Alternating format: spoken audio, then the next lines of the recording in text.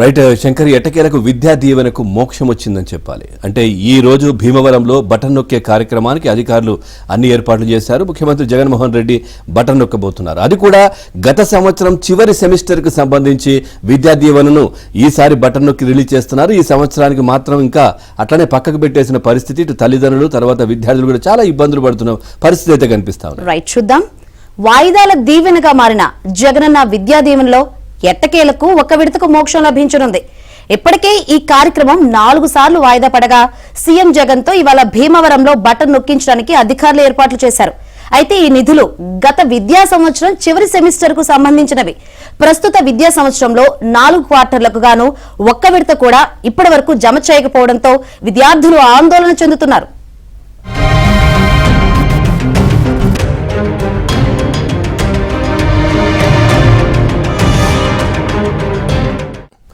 ప్రతి ఏటా 4 విడతలుగా ఇస్తామన్న విద్యా దీవెనలో వైసీపీ సర్కార్ చేతివాటం ప్రదర్శించింది. సకాలంలో ఫీజులు చెల్లించకుండా విద్యార్థులను ముంచేసింది.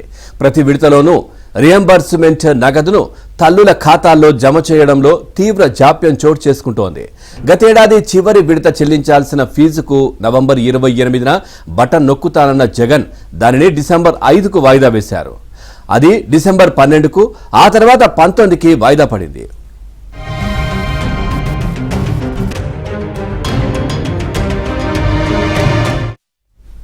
చివరకు 29న సీఎం బటన్ నొక్కి తల్లుల ఖాతాలో సొమ్ములు వేయనున్నారు. ప్రభుత్వం వద్ద డబ్బులు లేకనే ఈ కార్యక్రమాన్ని ఇన్నిసార్లు వాయిదా వేశారని, ప్రక్రియను ఆలస్యం చేసేందుకే తల్లితో విద్యార్థి జాయింట్ అకౌంట్ తీసుకోవాలని మెలిక పెట్టారనే ఆరోపణలు వినిపిస్తున్నాయి.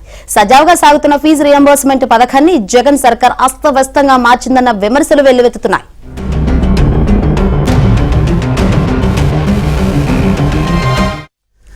ఇక ఫీజు రియంబర్స్మెంట్ పథకంపై ప్రయోగాలతో వైసీపీ సర్కారు పేద విద్యార్థుల జీవితాలతో ఆడుకుంటోంది. గతంలో కళాశాలల ఖాతాలోనే నేరుగా రియంబర్స్మెంట్ మొత్తం చెల్లించేవారు. ఈ సర్కారు వచ్చాక తల్లుల ఖాతాలో వేస్తుండటంతో విద్యార్థులకు ఇబ్బందులు ఎదురవుతున్నాయి. విద్యార్థి చెల్లించాల్సిన ఫీజును ఏడాదికి 4 విడతలుగా విభజించారు. ప్రతి విడత తల్లి ఖాతాలో ప్రభుత్వం వేసే ఫీజును కళాశాలలకు తీసుకువెళ్లి చెల్లించాలి.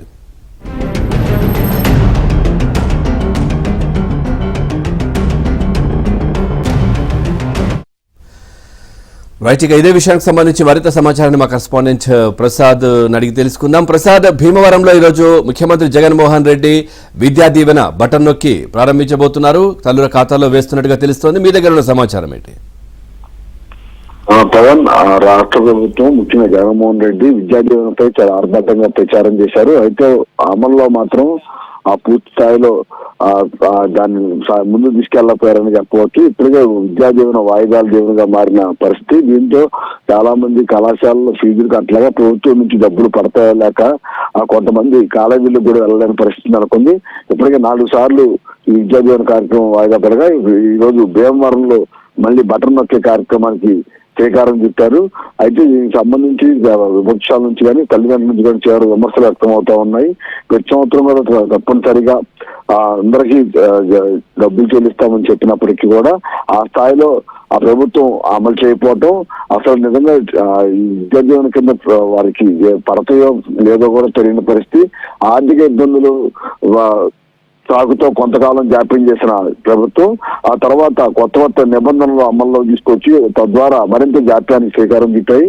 గతంలో ఆ ఫీజులకు సంబంధించి ఎవరైతే విద్యా సంస్థలు ఈ చదువుతారో ఆ కళాశాలలో నేరుగా అకౌంట్ లో పడేది. కానీ తర్వాత తల్లుల పేరుతో అకౌంట్ లోకి మార్చడం, ఇప్పుడేమో మళ్ళీ కొత్తగా తల్లిదండ్రులు ఇద్దరు అకౌంట్లు అని చెప్పి మళ్ళీ కొత్త విధానం శ్రీకారం వంటి పరిణామాల నేపథ్యంలో విద్యాదేవన ఫీజు రియంబర్స్మెంట్ విషయాల్లో కోతలు పెడతాం, వివిధ రకాల నిబంధనలు పెడుతూ అన్ని రకాల ఇబ్బందులు పెడుతున్న పరిస్థితి కనిపిస్తా ఉంది. ఇప్పటికైనా కూడా విద్యార్థుల జీవితాలతో ఆడుకోవడం స్పష్టమైన ప్రణాళికతో పూర్తి స్థాయిలో అమలు అయ్యే విధంగా చర్యలు తీసుకోవాలని తల్లిదండ్రులు డిమాండ్ చేస్తా ఉన్నారు. మొత్తం కూడా విద్యా దీవెనకు సంబంధించి మాత్రం తల్లిదండ్రులు పిల్లలతో ఆడుకునే విధంగా ప్రభుత్వం వ్యవహరిస్తున్న కూడా వారు ఆగ్రహం వ్యక్తం చేస్తా ఉన్న పరిస్థితి. ఇప్పుడు మొక్కుబడిగా ఈ రోజు కార్యక్రమం చేపడుతున్నప్పటికీ కూడా ఇదంతా కూడా ఎన్నికల్లో రద్దు పొందే భాగంగానే అని చెప్పి కూడా ప్రతిపక్షాలు ఆరోపిస్తా ఉన్నాయి.